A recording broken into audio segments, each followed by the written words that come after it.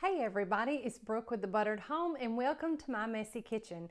Today we have a very special Christmas edition of Messy Kitchen Monday for you. We're going to show you how to do pecans two ways, and I'm in a hurry to do them today because these are actually food gifts. So I'm going to show you how to do two different recipes on the same sheet pan in the same oven that call for two different temperatures. So you get a little pro tip bonus today. And all you have to be willing to do is just to stick around and keep an eye on things. Now, we are featuring all of our great Made in Alabama products this month.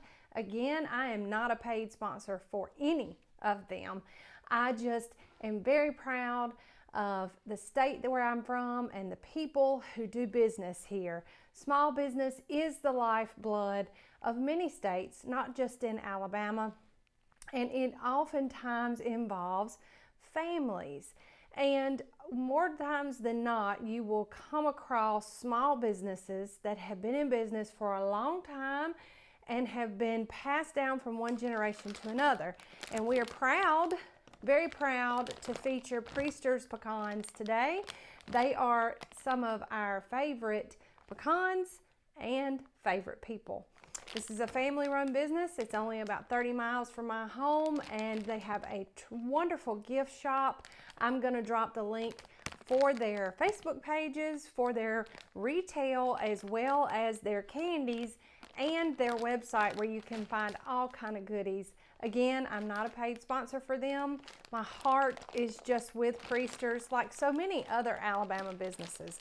And in this day and time, we should support our local small business, and I hope that this very special Christmas month you will do that as well, not only for our great people here in Alabama, but for those where you live too. So today we're doing candied pecans. Simple, easy, delicious. You'll kick yourself if you've never made them before. And then we're going to show you a really simple, easy way that was one of my granddaddy's favorites to have pecans, and that was just simply oven roasted. And that is simple too. And you can combine these two types of pecans and give them as food gifts to the people that you love and that matter in your life. And I promise they'll be back for more. So I'm going to switch overhead now and show you how to put these together. And we'll talk a little bit about how to adjust your temperature to cook them both at the same time. So hang with me.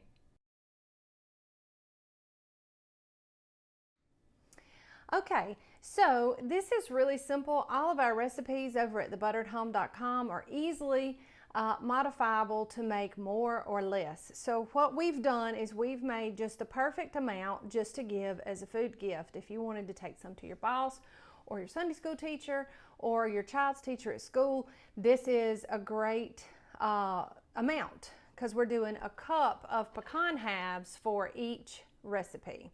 Now we like to get our pecan halves from Priesters. You can order them online.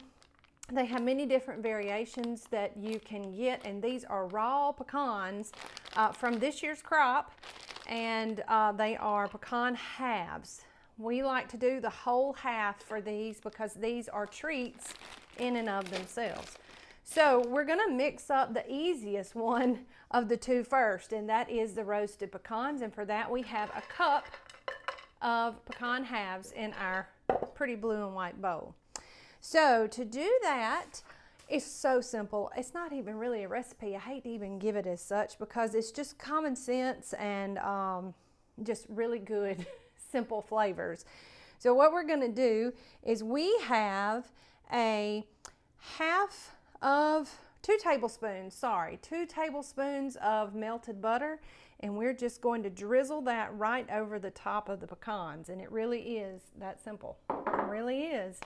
Then we're going to take a half a teaspoon of coarse salt, and then we're just going to mix those up.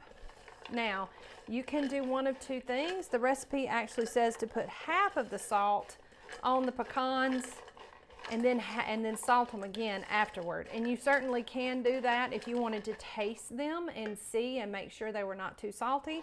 But I did the whole half a teaspoon on here because I've done them multiple times and I know that this flavor is what I like. So one of the things that I've done to prepare is that I have fitted a large sheet pan with parchment paper. I have split 2 pieces of parchment paper over the width here and made it a very discernible difference between the two. The reason being is in case I have to take one batch of these out pretty quick, it's pretty easy to do that by taking it out with the parchment paper and just lifting it off the pan. So to affix them, I have sprayed the pan with just a little bit of non-stick cooking spray just to keep them in place. And this is so much easier to clean up than butter, salt, brown sugar, all of those things. It just really is. So yes, you will still have to clean your pan using the parchment paper this way, but trust me when I say it's totally worth it. So we are going to spread those out on our sheet pan as best we can in a single layer. Now, if you were just roasting the pecans on their own, then you would do this in a 350-degree oven for about 15 minutes. What you would do is you would cook them for about 7.5 minutes. You'd take them out, stir them up, get them moving so that they can roast nice and even. And then you would pop them back in that 350-degree oven for another 7.5 minutes, take them out, and if you only used half the salt, like 1/4 teaspoon, you'd resalt them again and let them cool and they'd be ready to eat.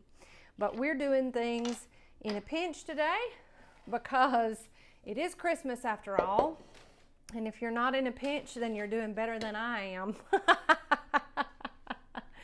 So for our candied pecans, which we will place on this side of the sheet pan, we have another cup of Priester's pecan halves.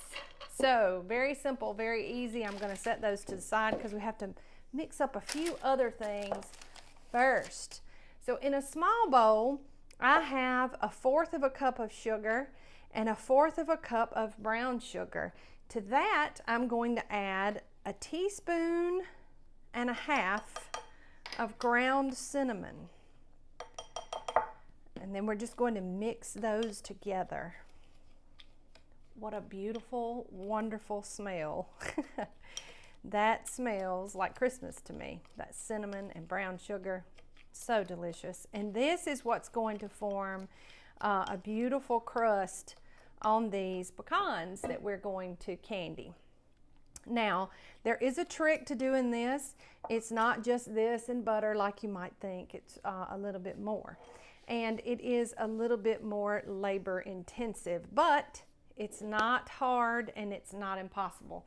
I did forget my whisk and an extra bowl, so bear with me. See, it just never fails. Never fails that I'm not prepared. Never fails. So, to get this to adhere to these beautiful pecan halves, this is the secret, and what a wonderful, beautiful secret it is. We are going to take about 1 tablespoon of egg whites, and then we are going to add to that 1/2 teaspoon of vanilla. Oh, well, I'm not going to quite add that whole half because it jumped out. Don't y'all just love my messy kitchen? We are always messy, always doing something wrong, always forgetting something, you name it. And you can do this with a hand mixer, but it's really not necessary.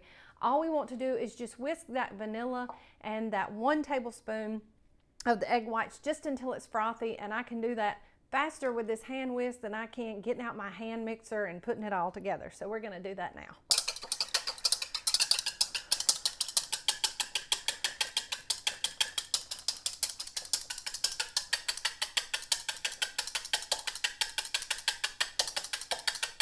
And when I say frothy, I mean just like that, just bubbly and nice, just like that. Easy, easy. It took all of about 30 seconds to do that. Fantastic.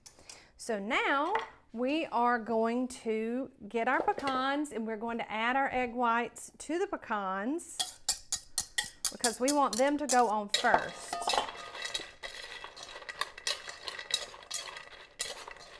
Now we make sure that our pecans are coated well, and they are. And then to that, we will add our sugar mixture. And it doesn't matter if it's clumpy. It's all going to the same place. We want to mix those really well so that all that cinnamon and sugar adheres to the pecan pieces that have that egg white mixture on top of them. Now on our handy dandy fitted sheet pan, we're going to spread those out in a single layer as well. And if you were cooking these by themselves, you would actually cook these in a 300-degree oven for about 15 minutes. Then you would stir them really well, spread them back out, and cook them for another 15 minutes. This has like a 30-minute cook time, where this has a 15-minute cook time, but at a much higher temperature. So what I'm going to talk to you about now is that if you're in a rush like I am, then we will split the difference. We will take the difference between our 300-degree temperature and our 350-degree temperature, and we will half it to 325. So I have my oven preheated to set 325 degrees. My land's not 725. My house would be burning down right now if that were the case. Woo, y'all. Christmas making me crazy. So we have the oven set to 325 degrees. So what we will do, because I'm really only concerned with burning these. Now, with that being said, these will cook at a higher temperature than what these will cook at a higher temperature than what they should. So immediately when the roasted ones are done, we will take them out and lower our oven temperature to finish these. So these are actually going to get about 7.5, maybe 8.5 minutes at 325 degrees, but it should not make a big difference at all. So we're going to put these in for 7.5 minutes total, and then we'll come back and we'll show you what they look like when we stir them. And at that point, we'll gauge how much longer we cook both pans. So we will be right back with you.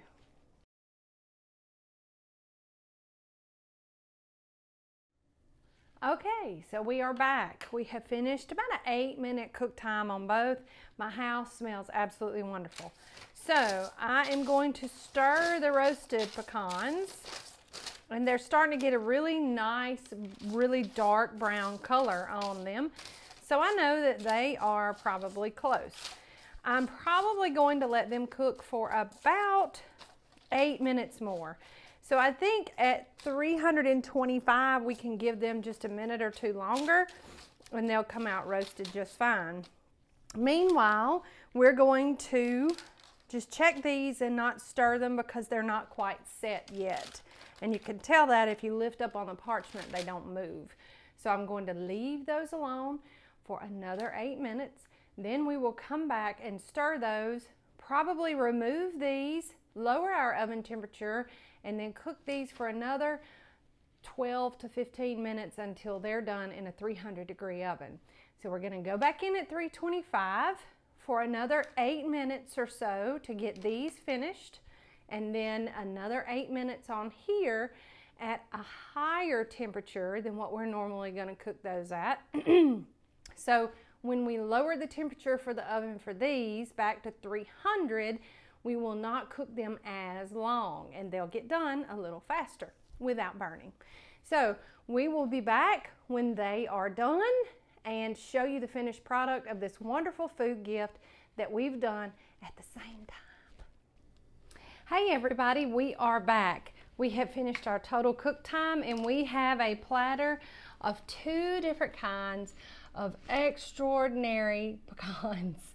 Over here, after 16 full minutes, we finished our roasted salted pecans, and they are perfect.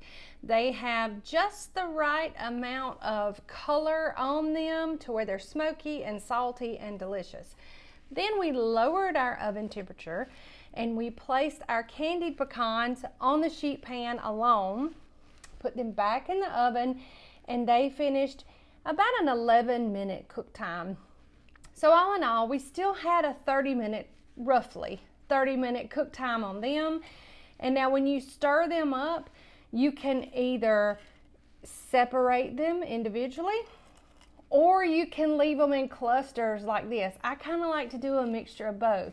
So at the end, when they're done, I will stir a few and then I'll just shake a few and let them cool and fall how they may. But either way, this candied deliciousness is sure to make people really, really love you at Christmas. So we hope that this has shown you how easy and delicious it is to do this for a food gift, or in our case, for a party or for your Christmas Day table. That's what we're going to use them for, just to have around as a snack. Y'all, I tell you what, if you haven't already, make sure that you support your local small business like we've done with Priesters today. I am not a paid advertiser for them, but this is a family-owned business that's been in business since 1935. They take great pride in their traditions, and they still do things in small batches. And y'all, that's a big deal. So if you're not already, make sure that you're supporting your local small business too, or some of ours here in the great state of Alabama. We would sure appreciate it. Anyway, don't forget this week, the reason for the season is the birth of our glorious and wonderful Savior, Jesus Christ. He is very possibly the best gift that was given for us all. He was born to die for our sins, to take the place of us on that cross, and to bear all of our burdens so that we might be with Him in glory. I hope that you'll remember that on this Christmas Day, as well as keeping Christmas for that reason in your heart every day for the rest of the year. I'm going to stop before I get choked up. Also, we hope that you'll give us a visit over at thebutteredhome.com, where you can find this recipe and so many others. We would love it. We're real proud of our website, and we would love it if you give us a visit over there. Also, if you're not already, make sure that you're following us on all of our social channels. We have some great content to share with you each and every week, including Messy Kitchen Monday. If you're not already, be sure that you are subscribed to our channel. Subscribe to my channel on YouTube. I can't believe I just did that. That's the only singing you'll hear me do this year. Anyway, we hope that you will subscribe to our YouTube channel and ding that bell so that you can be notified whenever we drop new videos like this one. Y'all, I hope you have a very Merry Christmas, and I hope that if you flub the dub like I do, or if you spill something Christmas Day or whatever, that you'll think of me and laugh a little bit, because laughter really is the best thing we have in this life to get us through some of the most difficult times. If we can't laugh at ourselves, then what have we got? Y'all have a very Merry Christmas, and from the buttered home to your home, we love y'all. Bye.